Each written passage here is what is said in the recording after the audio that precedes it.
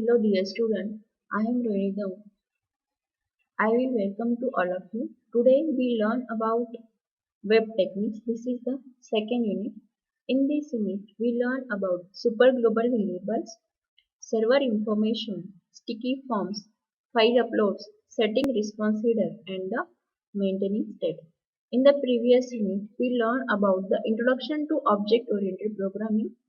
In this unit, we learn about how to create object, then how to create class, and then how to create object for this class, then the introspection mechanism, serialization, inheritance, and the interfaces. In this unit, we learn about the super global variables.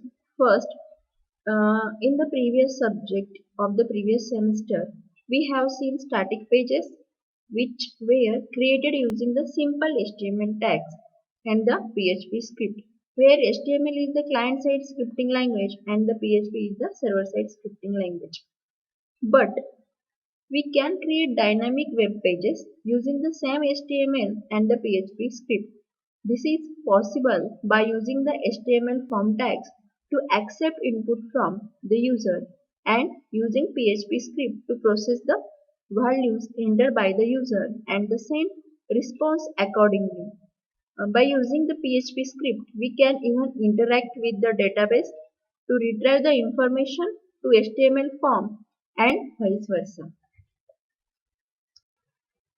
Super global variables. PHP provides several predefined variables which are also called as super globals or automatic globals that are available in all scope throughout the script. There is no need to do global $variables to access them within a function or a method. Super globals are built-in variables that are always available in all scope, but note that super globals cannot be used as a variable inside function and class methods. To access this information, one has to enable the register globals option in php.ini.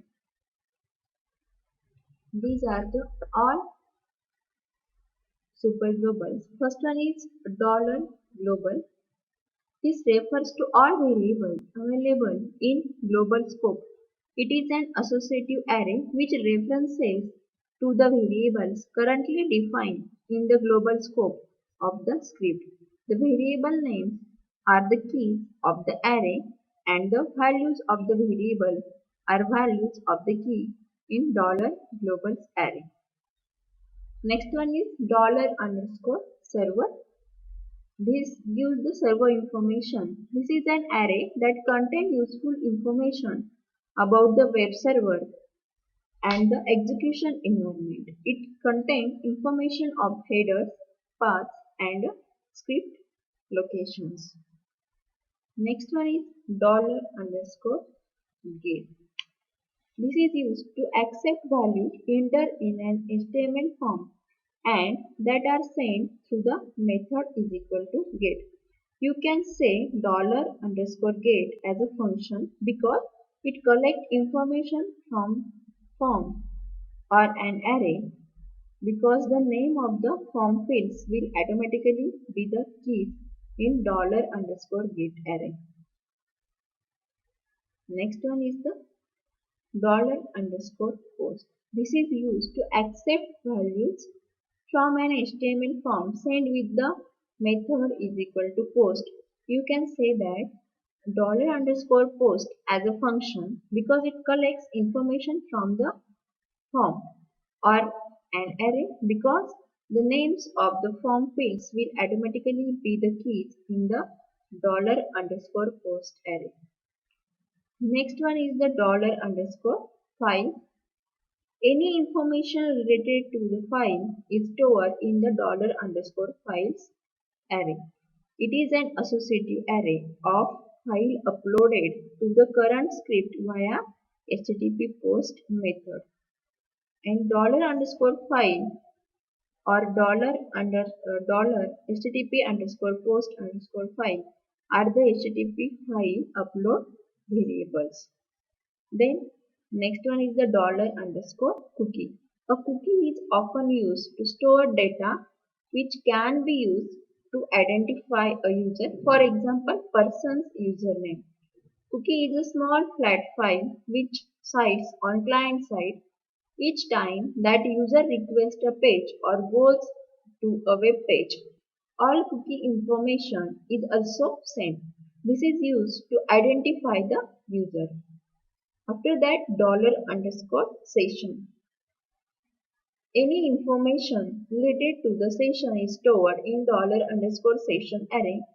It is an associative array of the session variable available for the current script and session_start function at the beginning of the script to initialize session data.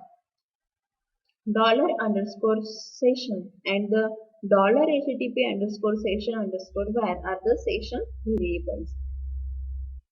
Then the $HTTP_session_vars contain the same initial information but is not a superglobal. After that, $_env means the environment. Any information related to the environment is stored in $_env array. It is an also associative array of the variable passed to the current script via the environment method. And the $_env and $HTTP_env_vars are environment variable and it contains the same initial information is not a superglobal. That means HTTP_env_vars and $_env are the different variables and PHP handle them differently.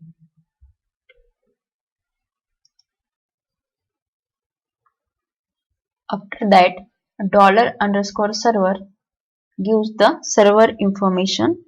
This is an array that contains useful information about the web server and the executing environment. It contains the information of headers, path and script location.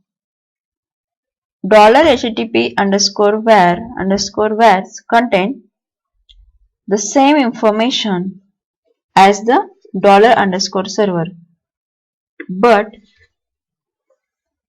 it is not superglobal, and the $HTTP_server_vars and the $_server are the different variables which can handled by the PHP programming.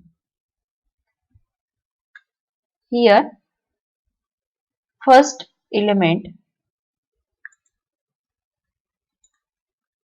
$_server PHP selves return the file name of the currently executing script relative to the document root. Next one is the gateway interface. It will return the version of the common gateway interface the server is using. Then the server_addr. It will returns the IP address of the host server. Then the server_name returns the name of the host server. For example, www.w3schools.com. Then the server_software returns the server identification string such as Apache/2.2.24. Then the server_protocol.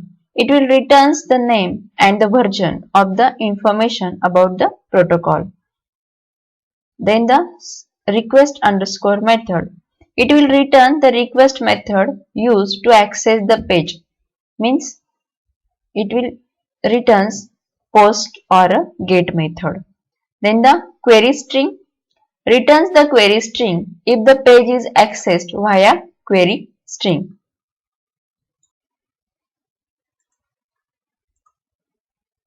Next element is HTTP_accept. It will returns the accept header from the current request. Then the HTTP_host.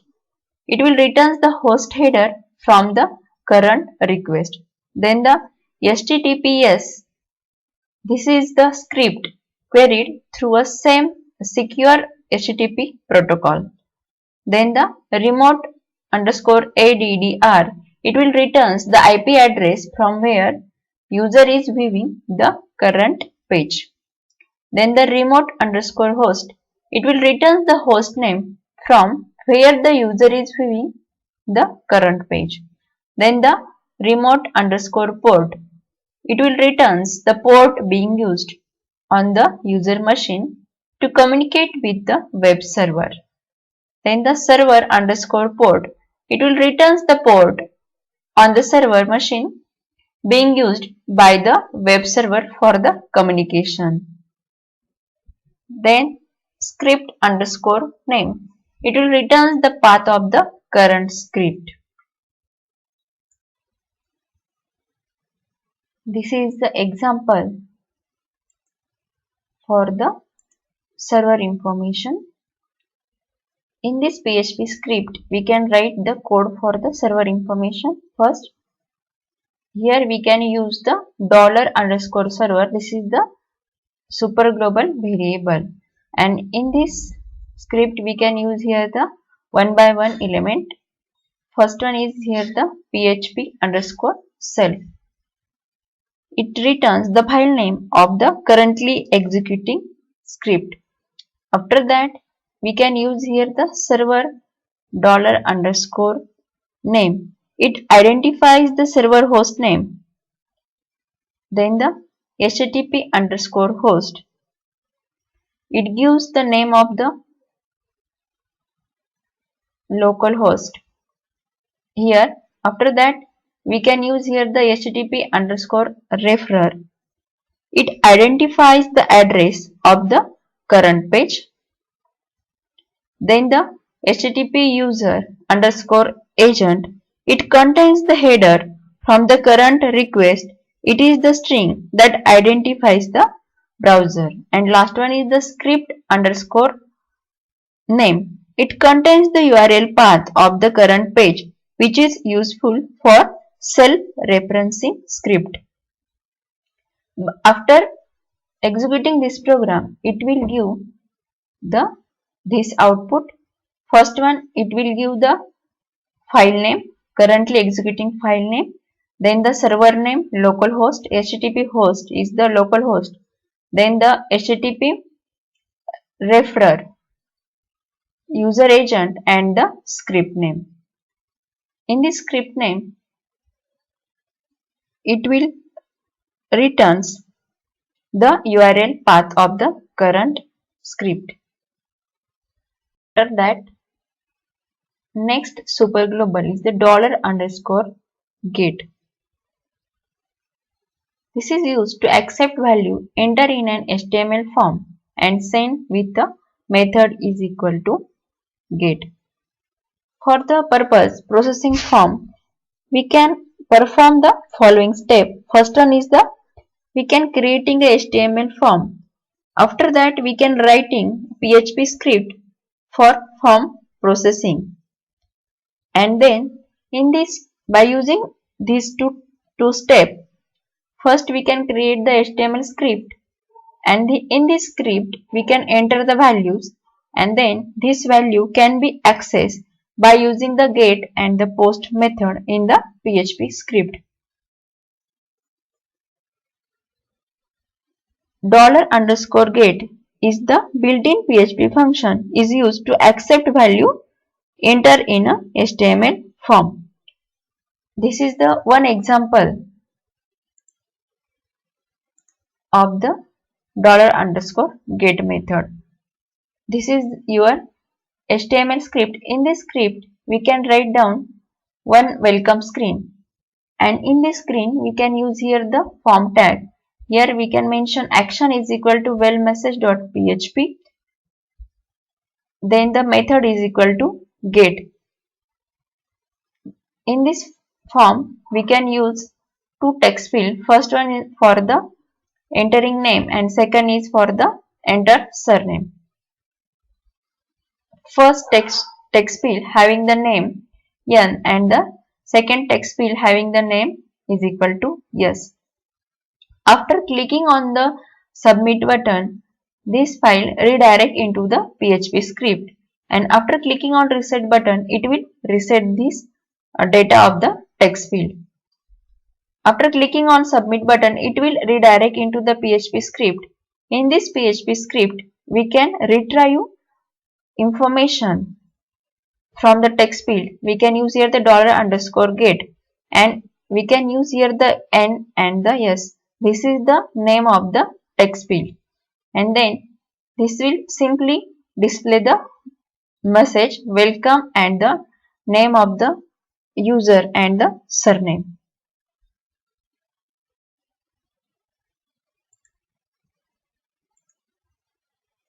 This is a screen appear when we can run the HTML script. In this script, we can enter the name of the user and the surname of the user.